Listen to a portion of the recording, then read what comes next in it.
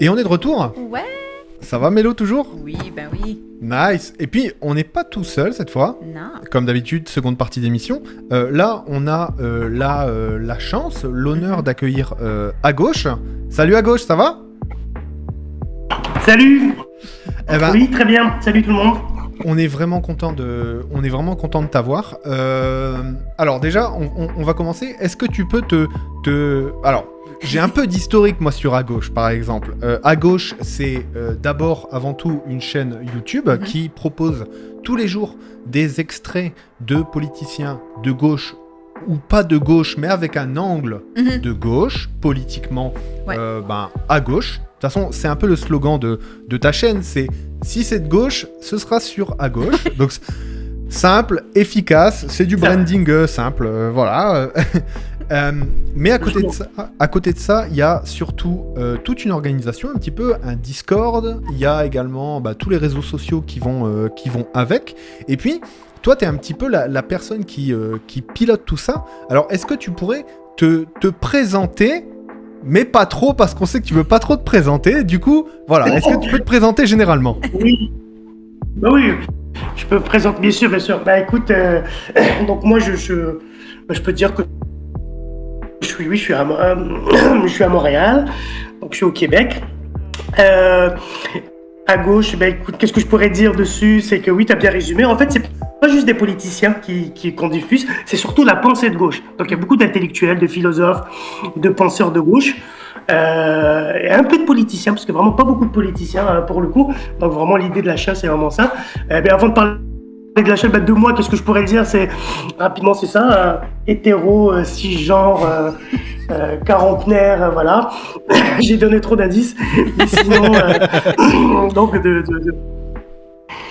et voilà. Écoute, après pour la chaîne, si vous avez des questions par rapport à la chaîne et tout, si tu veux, je peux rebondir sur le branding, comme tu dis. Alors, Donc, justement, une chose importante et intéressante, justement, c'est la notion de l'anonymat, par exemple. Toi, par exemple, tu tiens énormément à ton anonymat. C'est pour ça que d'habitude, parmi nos invités, souvent, on met une photo, on met le nom, etc. Comment tu expliques, toi, la nécessité que tu as pour l'anonymat?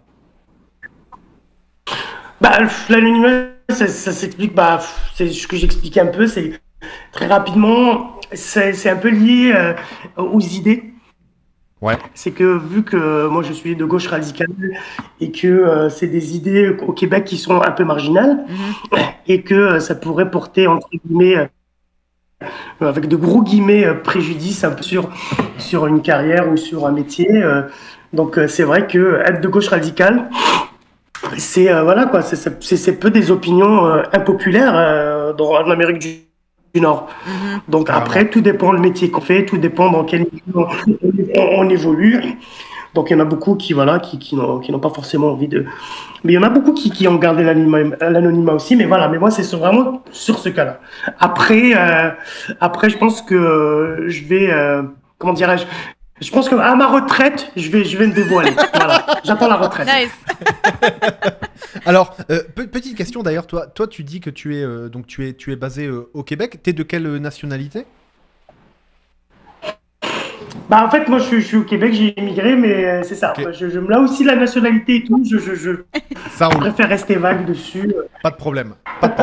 T'es fondamentalement un internationaliste. Voilà. On peut le voir comme ça. En fait, c'est ça, parce que c'est vraiment... comment dirais-je? Oui, parce que comme je le dis souvent, c'est une chaîne au Québec qui a 90% d'auditoire en France et tenue par une personne immigrante. Donc c'est vraiment, il n'y a rien qui marche, quoi. Il n'y a rien qui... Donc c'est vraiment l'international. C'est un peu la gauche, hein. Donc on est vraiment dans ça. On s'en fiche un peu de notre identité, on va dire, de notre provenance, nationalité ou autre. Vraiment, l'idée, c'est ça, c'est de lutter. C'est le genre humain, hein, c'est un peu l'international, la chanson l'international. C'est vraiment le genre humain. Donc, c'est ça qui prime. On est tous opprimés par la classe bourgeoise et voilà, on lutte contre ça. Nice. Mélo, Yes. je suis très content d'avoir un invité de gauche qui nous parle comme ça. Moi, ça me fait fondamentalement plaisir et ça fait du bien. Ça fait du bien au milieu d'un petit peu ce marasme aussi de l'ambiance politique que on peut connaître, que ce soit en Europe, en Amérique du Nord, puis aussi en Afrique, parmi tous les pays francophones. Donc nous, c'est un petit peu notre ligne éditoriale, c'est la francophonie avant tout, la question de la langue, parce que la langue est un outil pour nous, et donc ça nous fait plaisir aussi d'avoir des gens de gauche. Mais par exemple, un des pseudos que tu utilises, c'est Noam Chomsky, par exemple. Est-ce que c'est une inspiration pour toi, Noam Chomsky ? Alors oui, complètement. Alors, pour faire un peu l'historique de la chaîne, parce que officiellement, À Gauche a été lancée en février 2021. Mais ma chaîne, si vous allez dans Propriété, vous allez voir que j'ai créé la chaîne en 2010. Donc ça fait 12 ans. J'ai lancé la chaîne il y a 12 ans. Et en fait, j'ai lancé la chaîne dans les 12 ans. J'avais lancé le concept de faire des extraits parce que j'avais regardé un documentaire sur Noam Chomsky qui s'appelle Chomsky & Co. C'est un documentaire français où donc on va aller à la rencontre de Noam Chomsky. Et j'ai regardé le reportage, ça m'a vraiment, ça a été marqueur dans ma construction politique et idéologique de la découverte de Noam Chomsky. Et donc quand j'ai vu le reportage, j'ai eu plein d'extraits que je voulais faire, donc j'ai fait plein d'extraits, je les ai publiés sur ma chaîne. Donc c'est comme ça que la chaîne, j'avais lancé la chaîne il y a 12 ans. Et après je suis venu au Québec, donc j'ai immigré. Donc là j'ai fait une petite pause de à peu près 11 ans. Et après 11 années, mais pour revenir à Noam Chomsky rapidement, ce qui m'avait marqué, c'était vraiment la fabrique du consentement. C'était le fait qui vraiment nous explique comment tout simplement les médias vont fabriquer du consentement, comment vraiment sans être complotiste dans le fond. Il n'y a pas besoin, parce qu'on a tendance à maintenant on parle de complotisme et tout, voilà, des fake news, mais lui déjà il y a plus de 40 ans, il avait expliqué que les médias ils allaient vraiment présenter les choses d'une certaine manière. Il t'explique comment les journalistes se disent indépendants et ils le pensent, oui, ils le sont, mais que s'ils sont à une certaine place, c'est parce qu'ils ont une ligne de pensée qui va être cohérente avec la personne qui vient de les engager. Donc en fait c'est ça un peu l'idée, ce qu'il explique. Et du coup moi c'est ça, ça a été vraiment une claque quand j'ai croisé Noam Chomsky. J'aurais pu sombrer dans le complotisme et tout ce truc, mais lui, vu qu'il a donné vraiment une explication rationnelle et vraiment très méthodique de la chose, c'est ça qui a fait que donc c'est là que je voulais en venir justement. Une des principales caractéristiques aussi du complotisme, c'est notamment le fait de ne pas pouvoir expliquer le monde dans lequel on vit et donc de trouver des raisons qui sont nébuleuses ou qui sont à créer. Or, si on est fondamentalement, en tout cas militant à gauche, on sait très bien d'où peuvent venir les frustrations et le monde qui ne fonctionne pas comme il devrait fonctionner. Et c'est notamment une des choses, c'est que il n'y a pas une classe cachée, secrète, qui a un agenda caché, etc. Non, il y a la bourgeoisie, il y a le capital qui lui vit du capital et non pas de sa force de travail. Et ça, c'est quelque chose que on documente depuis assez longtemps. Petit clin d'œil à Karl Marx, mais en gros, la lutte des classes existe depuis extrêmement longtemps. Et c'est une lutte qui est culturelle, c'est une lutte qui est dans le milieu du travail, mais c'est pas du tout une lutte qui est nébuleuse, avec une sorte de classe cachée qui...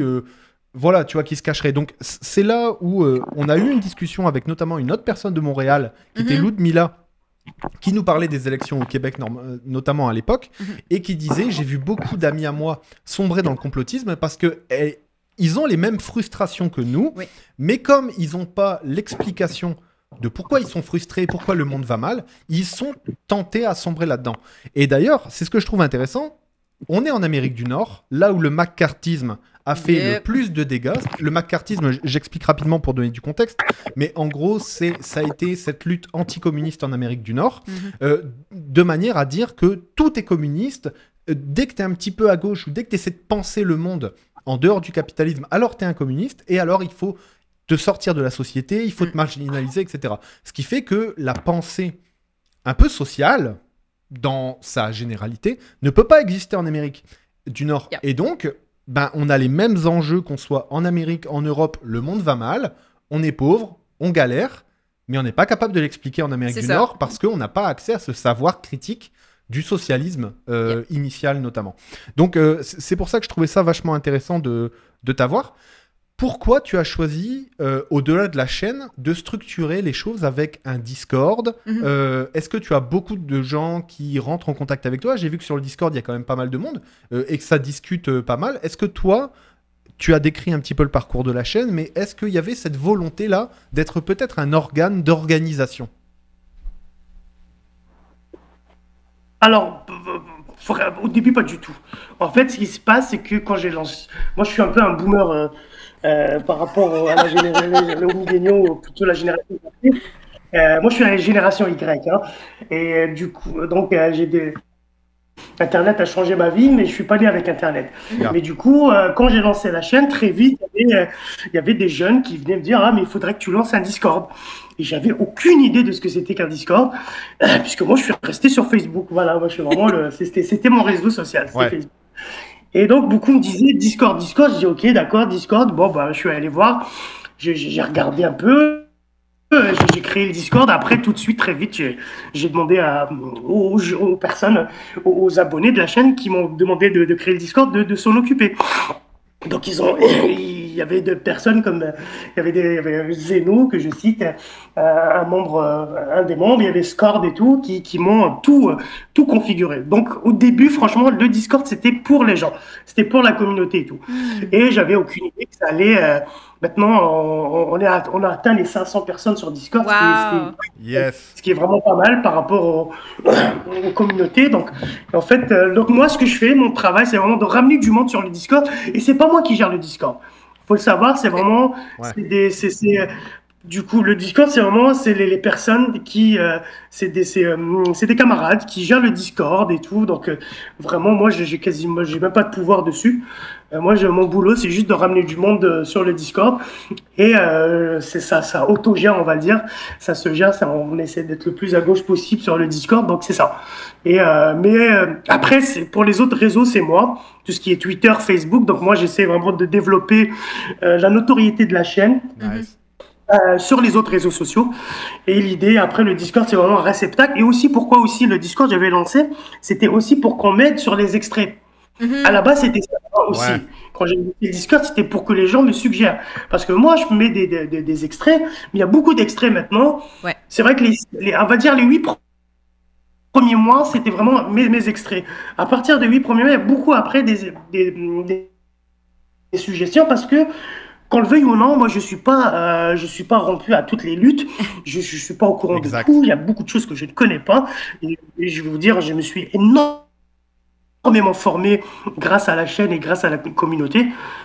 Quand j'ai lancé le Discord en 2021, la chaîne en 2021 et aujourd'hui, c'est le jour et la nuit. Hein. C'est vraiment, j'ai énormément appris et tout ça grâce aux camarades qui me suggèrent des extraits, qui me suggèrent des vidéos. Donc, je regardais des vidéos ou alors on me donne carrément des découpages et tout. Donc, à la base, c'était pour ça, mais après, ça s'est transformé et c'était organique en fait. Le Discord a été organique, et il a pris vie, et puis voilà. Donc, Très cool. Nice. c'est ça. Nice. Juste pour répondre à quelqu'un dans le chat, quelqu'un qui disait en quoi c'est pas en quoi c'est pas une théorie du complot cette lutte des classes. Je vais juste répondre une chose. Bast Wannabe, écoute ce que dit Warren Buffett. Warren Buffett qui est tout en haut. Est-ce que tu as la citation à gauche de ce qu'il dit ? Oui, je paraphrase, il dit la lutte des classes existe et c'est ma classe qui est en train de la gagner. Exactement. Alors si ça vient de Warren Buffett lui-même, sorry, c'est pas Karl Marx qui le dit, tu vois. Donc je me permets de remettre en cause ce que tu dis et je te confirme que ce n'est pas une théorie du complot, la lutte des classes. Malheureusement, c'est documenté depuis longtemps et on en voit les effets maintenant et notamment le changement climatique. Alors, juste pour... tu avais une question. Oui, non, je me demandais au niveau peut-être plus personnel, mais au niveau de ta génération, est-ce que créer une communauté en ligne, on va dire, est-ce que tu te sens plus rattaché à d'autres personnes parce que ta génération, disons, a peut-être un peu migré plus à droite au fur et à mesure? Ou est-ce que c'est quelque chose que tu remarques qui est peut-être moins prononcé dans ton work par rapport à juste ta génération et aux autres générations avec lesquelles tu interagis? Comment est-ce que tu vois ce changement au niveau de la gauche? Alors, d'une part, moi je vais parler de mon prisme, de mon cercle. Donc c'est vraiment, ça peut pas avoir une valeur globale, hein. Rapidement, oui, clairement, la gauche, et je dirais même gauche radicale, on est une minorité, on n'est pas nombreux. Il faut savoir que pourquoi, en fait, il y avait plusieurs raisons qui m'ont poussé à lancer la chaîne à gauche. Il y en a vraiment plusieurs. Et une des raisons, c'est parce que moi, comme je vous disais, je suis un boomer d'Internet. Donc, j'étais sur Facebook. Et sur Facebook, il y a mes amis. Et tous mes amis sont soit de droite, soit libéral, soit apolitiques, entre guillemets. Donc, voilà. Ils s'en foutent un peu de la politique. Et donc, quand que sur Facebook, je faisais les extraits. En fait, moi, le truc des extraits, je l'ai toujours eu. Ça fait 12 ans que je l'ai. Donc, je postais des extraits sur mon page. Et je postais beaucoup des extraits dans et j'avais aucun retour. Donc, tous mes amis, tout mon entourage, ils s'en foutent. Et une des raisons, je me suis dit, bon, ok, là, j'en ai marre. Ouais. Puis on avait la pandémie, je suis resté une année à la maison avec le confinement. Donc, je me suis dit, bon, là, il faut absolument que je puisse interagir avec des personnes de gauche et puis avec qui je pourrais apprendre, avec qui que j'aurais pas encore à me justifier pour certaines idées, tout ça. Ouais. Donc, est-ce que c'est généralisé? Est-ce que notre génération est plus à droite? Oui, je pense que oui, hein, fondamentalement et matériellement oui, parce que sinon on gagnerait des élections et puis on gagnerait beaucoup de choses. Mais oui, la masse est de droite. Est-ce que c'est générationnel? Je ne sais pas. On dit souvent que oui, plus on vieillit, plus notre situation matérielle s'améliore et plus on va venir de droite. Moi, ça, j'y crois pas trop parce que moi, je suis complètement l'archétype, plus matériel. Voilà, ma condition matérielle, oui, s'améliore avec l'âge, mais je me radicalise à gauche. Donc, c'est vraiment, c'est vraiment, est-ce qu'il faut partir avec le bon logiciel? Et moi, ce que je dis beaucoup, c'est que, parce que j'ai beaucoup mes amis tout, et je leur parle pas de politique, je leur parle pas de la gauche. Parce que je sais que eux, entre guillemets, c'est peine perdue, je vais jamais les convaincre. On sera jamais d'accord, donc je m'en fous complètement je sais même pas. Avant, il y a 10 ans, j'étais là dans les débats, les soirées, vous savez, on est là, on est en train de boire, on discute, on s'enflamme sur les discussions. Mais maintenant, j'aime quasiment même plus ça parce que je sais que c'est fini. Je veux dire, c'est pas à notre âge qu'on va. Donc, oui, clairement, c'est pas juste une question de génération, mais une question de globalisation dans le sens où la propagande libérale est ultra puissante en Amérique du Nord. C'est clair que c'est elle la pensée dominante. C'est pour ça qu'on l'appelle la pensée dominante. Et donc forcément, dans ton entourage, tu vas croiser 90% de gens qui ne seront pas de gauche radicale. Et que voilà, donc est-ce que c'est générationnel ou pas? Je ne sais pas. Mais clairement, moi par contre, juste pour finir, j'étais vraiment surpris parce que j'avais aucune idée que ça existait. Donc en lançant le Discord, donc vraiment j'ai une communauté de camarades sur le Discord qui ont tous moins de 30 ans. Tout le monde a moins de 30 ans. Et le niveau qu'ils ont en termes de vraiment de lecture de Marx, de Lucien Serre, vraiment c'est donc hyper cultivé, hyper vraiment très formé. Et ils ont vraiment entre 19 et 20 et 30 ans. Et j'étais sur le cul, je me suis dit ok. Et ça je parle d'en France bien sûr, mais bien sûr au Québec aussi. Et au Québec aussi, parce qu'au Québec, je suis aussi en contact avec la TMI. C'est vrai, la TMI. C'est quoi la TMI? C'est Tendance Marxiste Internationale. Okay. Au Québec. La TMI, c'est Tendance Marxiste Internationale. Donc c'est partout dans le monde. Et c'est donc des groupes marxistes, qu'on appelle ça. Donc ils font des formations, ils font des choses. Ils sont assez voilà, au Québec, ils sont présents. Je connais pas. Ils font des formations, ils font des camps. Une fois par an, là, c'est bientôt leur événement. Ils ont plus de 1000 inscriptions, ce qui est énorme. C'est même, ils s'inscrivent comme étant... voilà, c'est ils se décrivent comme étant une université du marxisme aussi, et ils organisent. Donc c'est, je sais plus exactement quand sont les prochains, mais c'est vraiment bien parce que ça apporte pas mal d'éléments théoriques et surtout avec un point de vue quand même très moderne. Ouais. Et quand tu regardes les photos de leurs universités, justement, de ces cours, c'est effectivement des gens de partout, du Pakistan, d'Inde, du Japon, d'Allemagne, vraiment de partout. Beaucoup d'Amérique du Sud aussi, et beaucoup de jeunes. Ouais. Énormément de jeunes. Du coup, toi, ça t'a... parce que tu décris comme étant un boomer, mais t'es une génération Y. Il faut savoir que la génération Y et les générations d'après sont les premières générations qui, statistiquement, ne deviennent pas plus conservatrices avec l'âge. Yeah. Et j'ai peut-être un petit élément de réponse par rapport à ça, mais pour moi, c'est vraiment le changement climatique. Ouais. Je pense que la question climatique empêche la jeunesse de se conservatiser, un peu globalement, tu vois. Je pense qu'on arrive à ce moment-là. Justement, toi, si on devait rentrer dans la politique un peu plus technique, comment tu te décrirais? Quelles sont un peu, toi, tes influences politiques?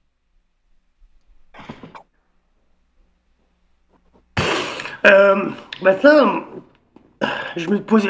Là maintenant, comme je te disais, après 2021, après la création de la chaîne, je commence à plus me cerner moi-même. C'est pour ça que j'ai appelé la chaîne à gauche, parce que moi, je fais tout ça à gauche. Quand je dis à gauche, après, c'est ça. J'ai plein de vidéos qui te disent, OK, c'est quoi la gauche? La gauche, c'est, voilà, il y a plusieurs... Pour être de gauche, il y a plusieurs points. C'est pas juste un élément. Mais pour moi, personnellement, il n'y a de gauche que de gauche radicale. Il n'y a de gauche que radicale, en fait, déjà, premièrement. Ça, c'est mon opinion. Après, bien sûr, la gauche, elle peut être diverse. L'une des clés, c'est voilà, il faut être d'une part anticapitaliste, il faut être bien sûr sur toutes les luttes qui sont non pas juste de classe, bien sûr il y a la lutte des classes, puis il y a la lutte des genres, il y a les LGBT, il y a la lutte antiraciste, il y a la lutte décoloniale, donc on a tous ces éléments. Après on peut rajouter bien sûr l'écologie, ce qui va de soi, et bien sûr pour englober tout ça après, parce que ça au début moi je me décrivais comme ça, mais après j'ai même appris que dire juste on est anticapitaliste ne suffit pas comme pour se décrire. Parce qu'anticapitaliste, ok, qu'est-ce qu'il y a après? C'est quoi le projet d'eau? Et force est de constater que oui, que le projet, on va dire politique qui est qui tient le plus la route, on va dire. Et là, on va dire le mot, hein, c'est le communisme. Et c'est ça un peu l'idée. Mais moi, personnellement, pourquoi je ne me présente pas comme communiste? Parce que franchement, je n'ai pas la prétention de connaître le communisme pour me dire, ok, je suis communiste. Parce que dans ma tête, pour se dire communiste, il faut vraiment maîtriser plus ou moins, mais ça, c'est peut-être une erreur. Hein.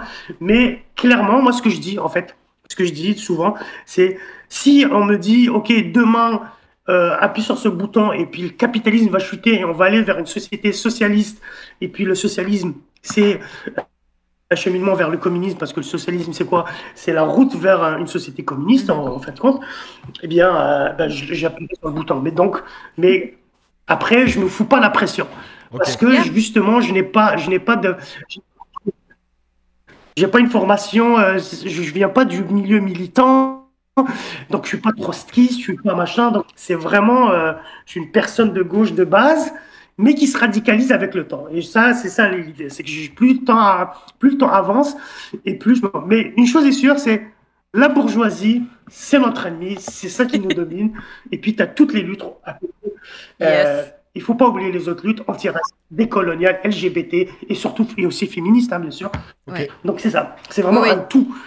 Toutes les luttes sont interreliées quand on cherche vraiment ça. C'est ça, les inégalités, c'est des inégalités. C'est marrant ce que tu dis parce que ça me fait réagir sur... alors déjà, il y a une question du chat que je vais te poser juste après, qui est une question intéressante, de quelqu'un de droite. Donc c'est intéressant. On n'est pas une chaîne de débat, mais on va accepter cette question-là parce qu'elle elle est quand même pertinente. Je voulais juste signaler aux gens, vous avez peut-être vu sortir le jeu vidéo... j'avais le nom... Victoria 3, qui est un jeu vidéo de gestion économique. Et il se trouve que dans le jeu Victoria 3, quand le joueur décidait de mettre en place le communisme, eh bien, économiquement, c'était trop efficace et c'était presque gagnant assuré face aux autres modèles. Et j'ai vu beaucoup de gens réagir, notamment sur le fait que, eh ben, quand tu supprimes les parasites, tu vois, les bourgeois parasites, effectivement, l'économie a l'air de plus se développer et de mieux fonctionner. Du coup, ça, voilà, c'était un petit shout-out sur le fait que, voilà, on n'a pas peur des mots. Est-ce que je peux rebondir sur ce que tu viens de Ouais, dire? vas-y. Parce que c'est drôle, parce que, parce que j'ai mon fils qui joue à un autre jeu, mais je sais pas le nom, donc de créer une ville. Je me rappelle plus c'est quoi le nom. Et, euh, et donc lui, il crée ça. Donc, dans la ville, tu as trois types de population. Tu as le 1T, 2T et 3T. C'est 1T, c'est le prolo, 2T, c'est la classe moyenne, et les 3T, c'est les bourgeois. Et, et donc, par contre, donc moi, quand je le vois jouer, et après, donc voilà, il y a beaucoup de 3T et tout, je lui dis, regarde, moi, je veux une ville où il y a que des 1T ou que des 3T. Je veux pas, voilà, tout le monde est bourgeois ou personne n'est bourgeois. Donc, essaye de faire ça dans ton jeu. Eh bien, le jeu ne peut pas. Et donc, il y a certains jeux donc de création et tout, où tu n'as pas cette possibilité de faire le communisme et tout. Et donc ça, c'est vraiment... je trouvais ça drôle dans ce jeu-là. Énorme. Ben, codé par des gens de droite qui ne croient pas à la lutte des voilà. classes et qui pensent que c'est l'ordre naturel des choses. Ouais, c'est ça. Tu vois, la question que je vais te poser, donc de Bastwanabi, qui dit: est-ce que tu trouves pas ça problématique pour toi et pour les luttes que tu portes, de te considérer comme étant à gauche radicale? Donc, c'est une question, on va dire, d'un newbie de gauche, enfin qui cherche à comprendre. Donc, toi, pourquoi tu n'as pas peur de dire que tu es de gauche radicale, et pourquoi, selon toi, ça ne dessert pas la cause? J'ai un peu inversé la question, Alors, mais... d'une part, oui, bien, déjà, j'ai mon camarade du Discord, Ern, qui déjà apporte une très bonne réponse. Il dit que le terme radical, il est là pour ancrer une volonté de rupture avec le système capitaliste en particulier, déjà. Donc, après, si je devais donner une autre réponse, c'est que dans la tête d'un libéral ou d'une personne de droite, radical est forcément synonyme à quelque chose de négatif. La radicalité, parce que c'est la dictature du centre. Hein, c'est tout ce qui est radical, il est mauvais. Donc, forcément, on est conditionné à ce que la radicalité est forcément quelque chose de négatif, de violent. Yep. Parce que là, il faut dire le truc, parce que la kryptonite des libéraux et des centristes, c'est la violence. Et la radicalité emmène vers la violence. Mais c'est pas vrai. En fait, la radicalité, c'est juste que, voilà, comme vient de le dire, il y a une radicalité qui est tout simplement d'arrêter le capitalisme. On ne peut pas humaniser le capitalisme, on ne peut pas réguler le capitalisme, on ne peut pas lui donner un visage humain. Donc, quand on dit radical, il faut être une radicalité dans arrêter le capitalisme et s'arrêter avec ça. C'est un peu comme au temps du féodalisme, il y avait, voilà, on disait pas, peut-être que le roi, il va nous donner des... Non, il n'y a pas. Le roi, tout le système féodal, il n'allait pas être gentil, là. Donc, qu'est-ce qui s'est passé? Il n'allait pas s'auto-couper la tête. Mais comment on a arrêté si c'était pas des gens qui étaient radicalement contre le système féodal? Moi, c'est ça que j'ai envie de poser la question à cette personne. Exact. La radicalité, c'est ça qui te sort. Donc, il ne faut pas voir la radicalité comme quelque chose de synonyme de violence ou de négativité. C'est juste que, voilà, tu es radicalement contre la guerre, par exemple. Exactement. Et crois-moi que nous, on est radicalement contre la guerre et contre la domination. On est radicalement contre le racisme. On est radicalement contre la masculinité ou le patriarcat. Ouais. Voilà. Exact. Donc, ramène tous les termes, patriarcat, racisme, machin, et mets radical devant. Nous, on est radicalement contre tous les formes systèmes de d'exploitation domination et d'oppression. Yes. Nice. Juste une réaction intéressante de Halt qui précise que effectivement de mentionner la fenêtre d'Overton c'est intéressant parce que il faut aussi préciser que la politique et la politique mondiale est un énorme balancier qu'on va essayer de tirer d'un côté ou de l'autre et que de l'autre il n'hésite pas à les groupuscules d'extrême droite n'hésitent pas eux à se présenter comme étant fasciste, même s'ils essaient de le dissimuler de plus en Ouais. plus. Mais globalement, effectivement, le fait de tirer aussi la fenêtre d'Overton avec des mots, ça permet de laisser passer des choses, comme notamment peut-être préserver la retraite des vieux Français, qui vont peut-être crever à un moment, et pour ça, il faudra des gens radicaux pour mener la lutte et pour pouvoir au moins ouvrir cette fenêtre d'Overton et faire que le balancier qui est full droite libérale Ouais. dégueulasse, Ouais. balance un petit peu un moment où les gens vont se dire attendez, voilà, j'ai cotisé toute ma vie, Non, mais c'est j'ai ça. pas envie de crever, tu vois, au boulot, quoi, et puis de donner 2 années en plus au patron, quoi. Bah ouais, ouais, Donc, ouais, ouais. donc voilà, quoi. Petite question suivante. Comment, toi, tu sens le panorama politique autour de toi? Si on sort de notre bulle de gauche, comment, toi, comment tu vois l'avenir? Comment tu vois le sentiment autour de toi? Est-ce qu'une grève générale reconductible qui nous mènera à pas mal de belles choses Yeah. peut arriver? Ou est-ce que, selon toi, on est vraiment un peu dans la souricière actuellement? Est-ce que tu parles au niveau du Québec? Parce que moi, c'est ça que mon réel, c'est le Québec. Donc, je peux m'exprimer par rapport au Québec. Ouais, par exemple, donc, par exemple, parce qu'on sait qu'il y a par exemple eu la belle campagne de Québec solidaire, alors qui n'est pas Gauche radicale, radicalement non, de gauche, mais qui mais- porte Ah non, quand non, même pas des du idées tout. progressistes. Non, pas du tout. Mais qui porte des idées progressistes. Oui, Comment tu vois le sentiment un petit peu justement au Québec? Puis on parlera de la France après si tu veux. Oui, bien sûr. Alors, pour le Québec, rapidement, moi, je suis la politique, bien sûr, au Québec et tout depuis un certain temps. Clairement, le travail est très compliqué. Le travail est compliqué politiquement. Yeah. Oui, il y a, bien sûr, on a un espoir dans le sens où on sait que Québec solidaire a bien sûr enregistré, je crois que c'est le deuxième meilleur résultat en termes de nombre de votants. Donc oui, il y a une brèche. Je suis quand même optimiste, dans le sens où il y a une brèche, pas pour bien sûr la gauche radicale ou quoi que ce soit, mais il y a une brèche pour la social-démocratie. Oui. Alors pourquoi? Je m'explique. Moi, je le dis souvent, autant dans des pays comme la France et tout, je pense que la social-démocratie, elle a trahi avec le PS et tout. Donc, on a vu que vraiment, c'était pas du tout, c'était vraiment une trahison de social-démocratie qui se transforme en social-libéral. Mais moi, je le dis souvent, au Canada, clairement, la social-démocratie a encore sa place. Pourquoi? Parce qu'on est tellement dans un pays ultra de droite, ultra libéral, que une gauche social-démocrate qui va, on va dire, parce que je vais prendre comment dirais-je, une analogie, c'est que elle va négocier le poids de nos chaînes. On est tous enchaînés et la social-démocratie va négocier le poids. La gauche radicale va pouvoir enlever les chaînes. Yep. Mais dans notre condition matérielle aujourd'hui, moi j'ai envie, il faut qu'on allège nos chaînes parce que c'est beaucoup plus rapide qu'on puisse alléger nos chaînes. Et donc, un parti comme Québec solidaire, comment il a présenté des idées de gauche, qui ont l'air même de gauche radicale au Canada. Donc oui, c'est encore pertinent. Ça a sa pertinence. Mais on a devant nous un adversaire assez redoutable qui est vraiment toute la droite. Et la droite, on l'a vu, elle s'est beaucoup radicalisée au Québec ces dernières années.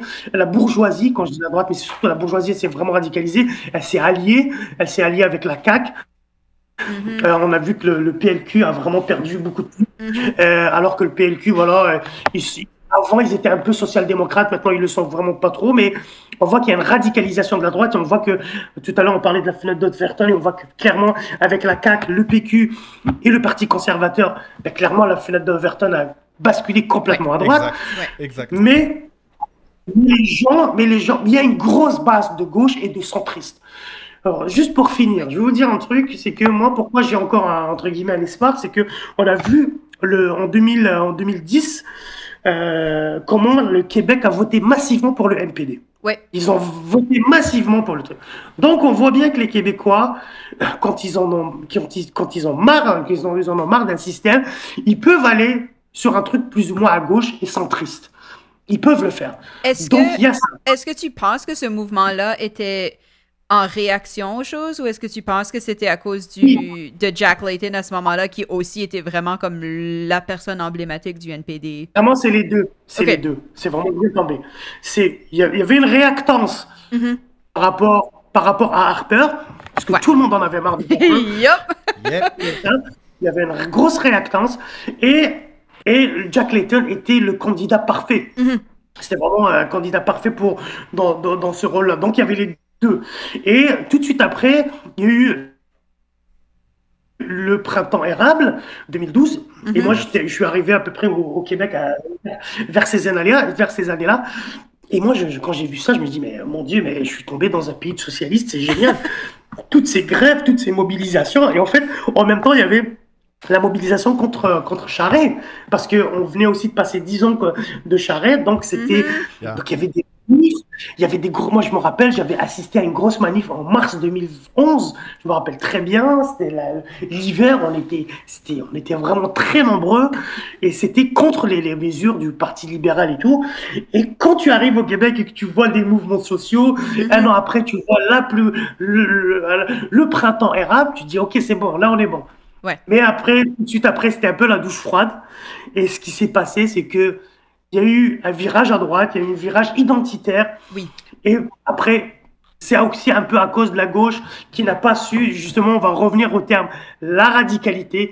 Elle n'a pas été assez radicale. Moi, je pense qu'on aurait gagné à être un peu plus radical pour vraiment, comme on disait, faire avancer la fenêtre d'ouverture vraiment essayer de vers la gauche, parce que comme je le dis souvent, la droite elle n'hésite pas à être radicale. Exact. Quand un ministre d'immigration te dit que 80% des immigrants à Montréal ne travaillent pas et machin, sort la tête la plus xénophobe qui soit, tu vois qu'ils sont dans la radicalité. Tu vois que eux, ça les emmerde pas. Alors que nous, à gauche, on est beaucoup plus timoré et tout. Bon, voilà, on a sorti une petite taxe pour aller chercher les gens qui ont plus de 2 millions de patrimoine net. Et c'était un bas de combat. Et c'était vraiment assez compliqué. Mais voilà, je pense qu'il faut continuer dans cette direction. Je vais en profiter pour dire une chose, c'est que nous, on a bientôt atteint un de nos objectifs qui est de commencer à pouvoir monétiser un petit peu ce qu'on fait sur Twitch. N'hésitez pas à vous abonner, il nous manque que quelque peu d'abonnés. Yes. Nous, notre objectif, pour les gens qui nous découvrent ce soir, on est une émission tournée autour de la francophonie internationale, parce que être internationaliste, c'est aussi utiliser les outils qu'on a. Et ce qu'on pense, nous, c'est que le français peut aussi aider à ça. Il y a eu plein de pays colonisés, c'est une horreur, il faut lutter contre le colonialisme et le néocolonialisme. N'empêche qu'on parle tous une langue et que ça peut être un outil politique pour s'organiser. Notamment avec la République démocratique du Congo, qui est le plus grand pays francophone au monde, et sa capitale Kinshasa, qui est la plus grande ville francophone au monde. Donc n'hésitez pas à vous abonner pour qu'on puisse après aller piquer de l'argent à Jeff Bezos grâce aux abonnements Prime des gens. Donc juste un rappel pour les gens qui sont là, il nous manque pas beaucoup d'abonnés, donc profitez-en pour nous suivre, et chaque semaine on offrira ce genre d'émission. Yes. Je retourne à l'entrevue. Du coup, maintenant qu'on en est là, qu'on voit que la fenêtre d'Overton est à droite, qu'on est en Amérique du Nord, est-ce que toi, est-ce que pour toi la francophonie, ça veut dire quelque chose en termes de lutte à gauche, justement? Tu as commencé ta chaîne avec des extraits de Noam Chomsky issus d'un documentaire qui était en français. Est-ce que toi, tu vois la langue française comme peut-être un outil intéressant pour les luttes internationalistes? Alors oui, complètement, parce que ne serait-ce que historiquement, la Commune de Paris, qui est le modèle dans la planète à gauche, voilà, c'est le modèle, que ce soit partout dans le monde, c'est français, quoi. Donc voilà. Donc du coup, oui. Après, moi, je suis francophone et tout. Donc clairement, oui, il y a quelque chose. Et puis, il y a toute l'Afrique du Nord et l'Afrique de l'Ouest. Il y a un vivier énorme en termes de francophonie qui peut être exploité, qui peut être vraiment toute une lutte coloniale et autres. Moi, je suis dans ça. Donc, vu que je pratique toute la lutte coloniale. Après, ce qui se passe, c'est que j'aurais aimé maîtriser l'anglais aussi, parce que je vois que il y a beaucoup aussi de lutte dans le côté anglophone. Tout à l'heure, on parlait de la TMI. Vous savez que la TMI, pour leur conférence, il y a beaucoup d'intervenants en anglais aussi. Ouais. Donc, il y a une lutte. Moi, j'aimerais bien qu'il y ait ce rapprochement. Il faut qu'il y ait des rapprochements aussi. Donc, oui, clairement, moi, je suis full francophone, on est là, il y a vraiment quelque chose à faire, notamment en Afrique, parce que je pense que, Ben oui. je pense que c'est le continent où il y a le plus de francophones, effectivement. Exact. Je connais pas les chiffres, mais je pense que c'est ça. Ouais. Après, donc oui, donc oui, vraiment, il y a ce contenu francophone, mais je recommanderais aussi, pour aller beaucoup plus loin, de s'intéresser aussi, parce que moi je le dis, parce que c'est quelque chose que je n'arrive pas, et je le regrette. J'aurais aimé maîtriser l'anglais et pour essayer de voir aussi, parce que j'ai l'impression que ça bouge aussi aux États-Unis. Et Ouais. moi, Exact. pour finir, je cite, je sais pas si vous avez suivi, mais le chef syndicaliste de Amazon, comment il s'appelle? J'ai oublié son J'ai nom. pas C'est, son nom non plus. tu vois de quoi, de qui je parle. Ouais. C'est un, c'est un noir qui a créé le syndicat, qui a combattu pendant 2 ans Ouais. pour créer un syndicat qui s'appelle, je suis en train de chercher. Ouais, moi aussi. C'est ça. Il y a donc il y a une gauche radicale qui est en train de se créer aux États-Unis Ah oui. aussi. Et moi, je pense que malheureusement, si on revient au Canada, Chris Smalls. on dit on est tellement. Comment ça s'appelle?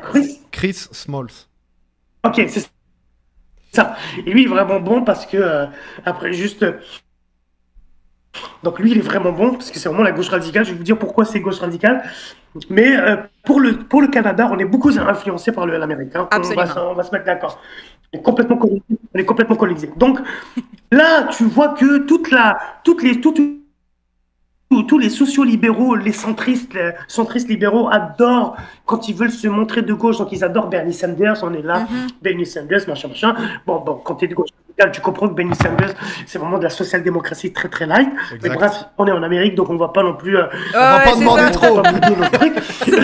On prend ce qu'on peut. Mais tu as donc une gauche. Ah oui, c'est ça.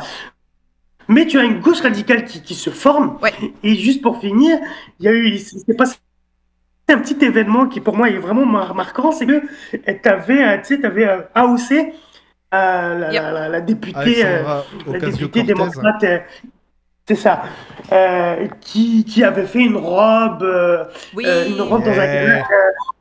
la rich pay tax, je sais pas que c'est quoi. Tax the Tax rich. the rich. Yeah. Tax the rich. Bon, il y avait tax the rich. Bon, tax the rich, c'est typiquement un truc vraiment, bah oui, c'est bien, hein, bien sûr, il faut taxer les riches, mais quand tu es de gauche radicale, ce n'est pas suffisant.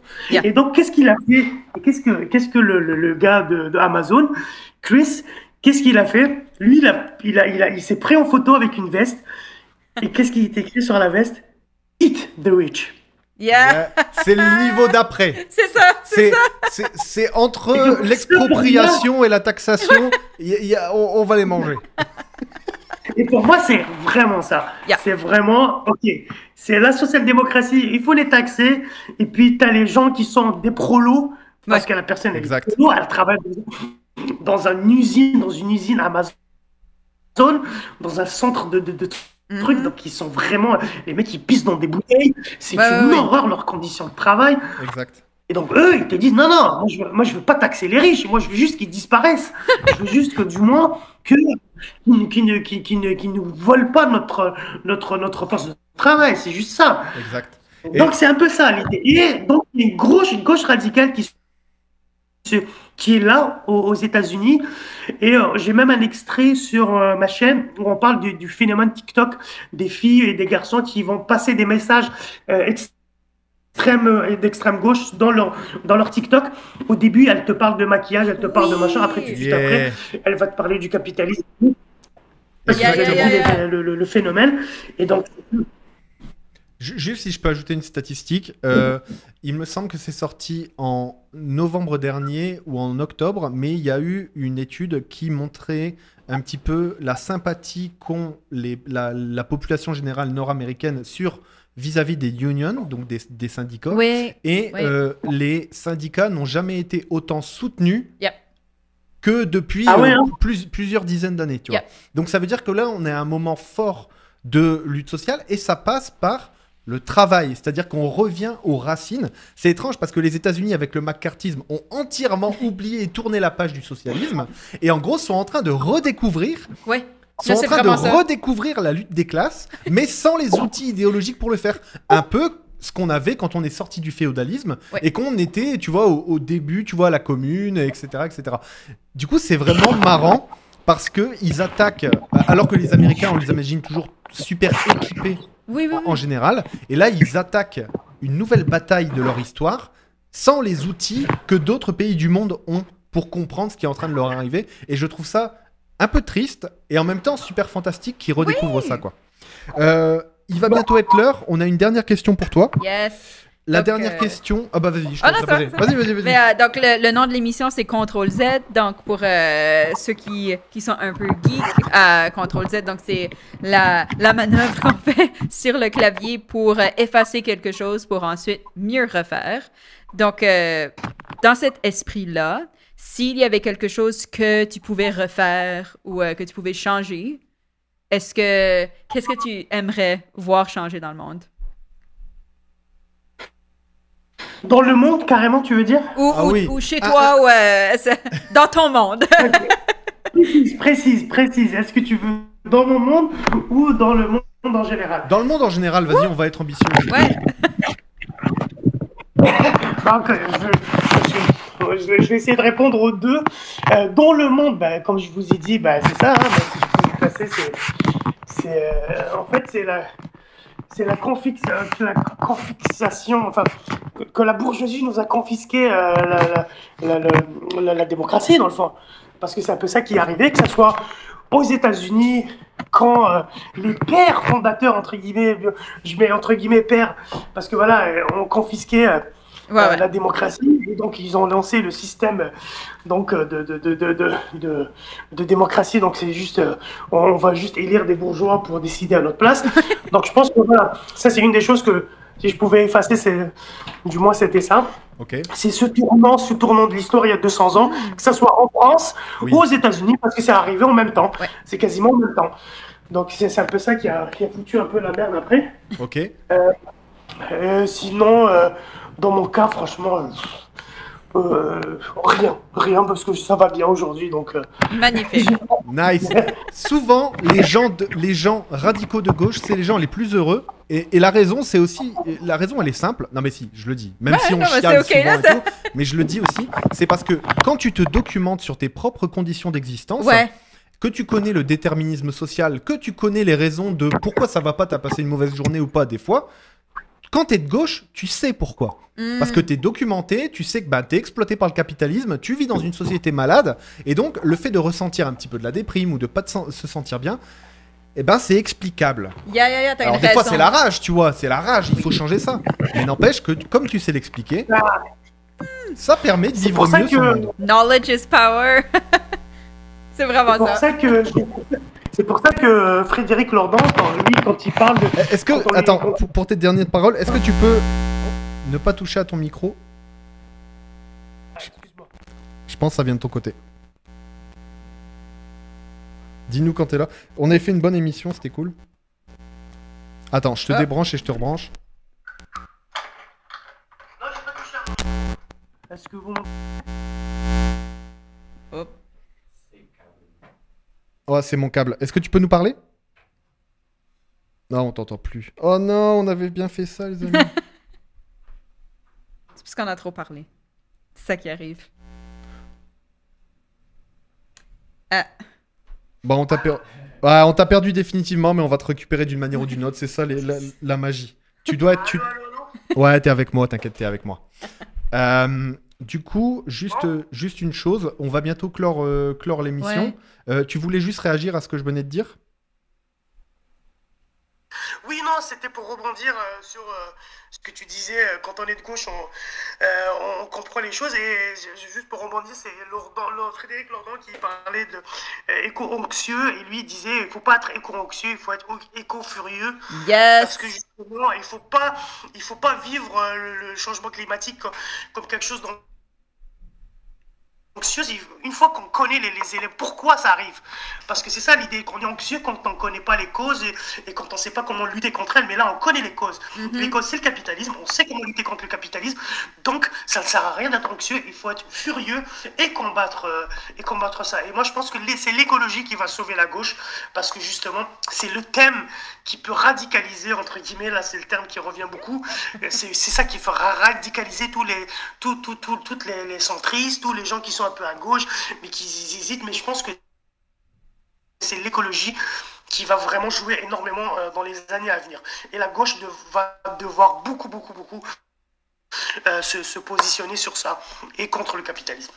C'est la meilleure façon de finir l'émission, je pense. Exactement. Donc, je te porte un peu comme je porterais un plateau de café, mais c'est nice. Du coup, on va te laisser là. On va débriefer 2-3 minutes pour dire au revoir à tout le monde. Mais merci énormément. Merci beaucoup à gauche de nous avoir accordé cette entrevue. On a vraiment kiffé. Yes. C'est une des premières fois où aussi on parle de radicalisme de gauche à ce point. Ouais. Ça nous fait du bien aussi que cette parole soit là. Et on va le rappeler, si nous on essaie aussi d'occuper l'espace, c'est aussi pour pas laisser trop la place aux fachos. Du coup, pour nous, ça nous fait vraiment du bien. Merci beaucoup à gauche. Et puis, à très bientôt. On se fera peut-être un débrief prochainement. Ouais. Ça marche. À bientôt. Bye. Ciao. Bye. Salut. Ok, guys. On close cette émission. C'était vraiment cool. Yeah, c'était vraiment nice. Un bon début d'année. Un vraiment bon début d'année sous de bons auspices. On a parlé de pas mal de choses. Pour les gens qui nous découvrent là, n'hésitez pas à nous follow. Juste à nous follow, pas besoin de quoi que ce soit de plus. Mais en gros, ça nous permet de piquer de l'argent à Jeff Bezos après. Donc ça, c'est cool. Vous retrouverez, comme d'habitude dans nos émissions, une partie actualité internationale francophone. Beaucoup tourné, on va essayer autour de l'Afrique. Notre objectif, c'est de pouvoir payer rapidement un journaliste africain pour pouvoir nous ramener de la nouvelle fraîche de gauche en Afrique. Donc ça, avoir une analyse un petit peu que nous, francophones d'Amérique du Nord ou francophones d'Europe, on a trop peu. Oui. Et d'une perspective qu'on peut pas avoir parce qu'on n'est pas sur place. Exactement. Donc ça serait vraiment nice. Exactement, ce serait vraiment nice. On a passé une bonne émission. Ouais. C'était cool. Merci à tous ceux qui ont écouté en live. Merci à ceux qui écoutent maintenant en replay. Si vous nous réécoutez. Mais on est sur les réseaux sociaux. On est beaucoup sur Instagram. Donc, n'hésitez pas à nous suivre là. Si jamais vous avez des suggestions d'invités, on est toujours preneurs. Exactement. Puis, c'est ça. Voilà. C'est ça. Je vous souhaite tous une bonne soirée. Moi aussi, pareil. On se retrouve la semaine prochaine, 18h vendredi. Et moi, je vous retrouve mardi. Mardi, on va se regarder 2 petites conférences que j'adore, mais qu'il faut revoir. La première, c'est lire sa fiche de paye en France. Ça révèle beaucoup de choses sur les luttes sociales, donc on va se faire ça. C'est une conférence de Franck Lepage et de Gaël Tanguy, je pense. Et ensuite, on va les retrouver tous les deux pour l'histoire syndicale de France, parce que ça va être important de comprendre un petit peu ce qui se passe avec la lutte qui va se passer sur les retraites. Ouais. Et aussi, on se lira justement la dernière entrevue de Noam Chomsky qui est sortie notamment en décembre dernier. Donc voilà, je vous ai réservé un petit programme pour mardi prochain. Nous, on se retrouve vendredi. Ouais. Même show. Et on a un invité suisse. Un invité suisse, un artiste, quelqu'un qu'on aime beaucoup, qui nous suit pas mal et avec qui on avait hâte de discuter. Donc voilà, on vous prépare un bon show pour vendredi prochain. Merci à tous. N'hésitez pas à nous follow, à nous suivre. Quand même, ça nous aide quand même un petit peu pour faire exister la parole de gauche et pas laisser la place à l'extrême droite. Voilà. Donc c'est nice. Maintenant, on va se faire des pâtes, comme d'habitude. Ouais. Nice. C'est vendredi. À la prochaine, les amis. Ciao. Ciao. Bye bye.